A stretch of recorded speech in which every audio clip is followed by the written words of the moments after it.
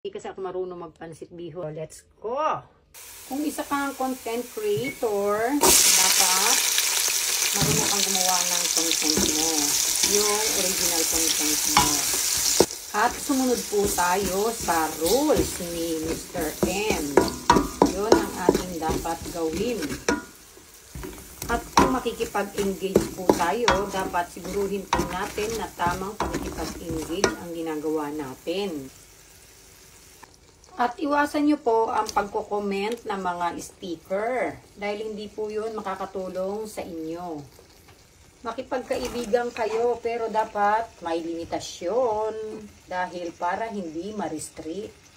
Kung gusto nyo ma-recommend ang inyong content sa maraming manonood, ayan, iwasan nyo po ang paggawa ng bawal. Ano-ano po ba yung mga bawal? So, sample natin, yun nga, yung mga picture ninyo, yung picture nyo na ginagawa nyong video, na ginagawa nyong reels, di ba? Ginagawa nyong content sa reels. So, hindi po yun pwede. At yung makisali kayo sa politika, yung mga politician, ay pabayaan na po natin yun. Huwag na po tayong sumali doon. Tayo ay content creators, hindi tayo sasali sa kandidato, no? Yan. Ibigay na po natin sa kanila yan. Iwasan nyo po yan. At alam nyo din ba na yung ating mga video, yung ating mga picture na na ginagawa nating content, yan po ay may mga size. Dapat alam nyo rin yung sukat ng ating paggawa ng content natin. Hindi lang basta-basta po tayo mag-a-upload. Dapat alam natin kung ano ang sukat ng ating gagawing content. Marami po talagang bawal kay Mr. M. Kaya dapat nagbabasa tayo ng kanyang rules kung gusto nating mag-success sa ating pagiging content creator. Sa akin lang, isinishare ko lang po sa inyo yung aking nalalaman. Nasa sa inyo pa rin naman yan kung kayo ay maniniwala o susunod sa aking mga sinasabi. Dahil hindi naman po ito pilitan, sa pilitan, dahil ako ay gusto ko lang pong makatulong. Kaya po isinishare yung aking nalalaman. So, nasa inyo yan kung gusto nyong maniwala or hindi.